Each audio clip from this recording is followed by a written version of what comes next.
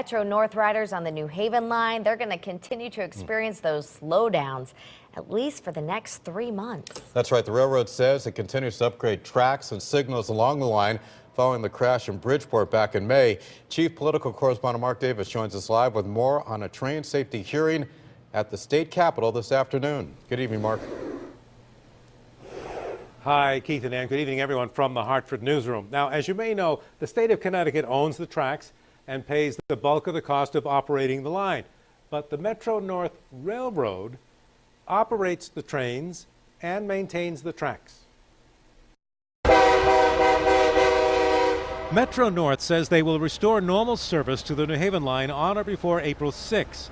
The trains have all had to slow down on the New York run as the railroad continues to inspect and upgrade tracks and signals ever since the crash of 2 trains in Bridgeport on May 17 and the tragic accident that killed a railroad worker in West Haven 10 days later. Not only are the trains running slower, but we've got a fare increase coming in January, the third of 3 years in a row. And as a commuter, and my fellow commuters have told me, they are angry. I have commuters now saying to me that they're afraid of taking the train. That never came up before.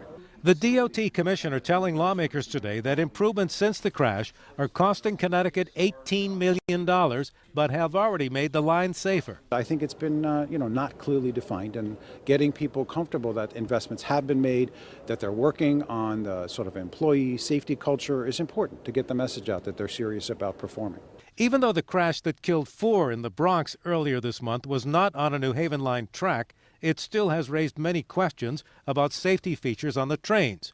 Because even though there was a system that would have stopped the train, it wasn't in the cab where the engineer was controlling the train. Not unlike most railroads, we have older equipment that didn't have these features in them in the first place. All new equipment does. They've made a commitment that for any equipment that's going to be operating for more than a year or two, they're going to replace, put these systems in. Now, state lawmakers are requesting that the president and CEO of the Metro North Railroad appear before their next meeting of the Transportation Committee over at the state capitol to answer more specific questions about these improvements and the delays of getting the schedule back. This is the first time, though, they've actually given us a target date of April the 6th. No specific date on when the CEO will be coming to the Capitol. Live from the Hartford newsroom, Mark Davis, News 8.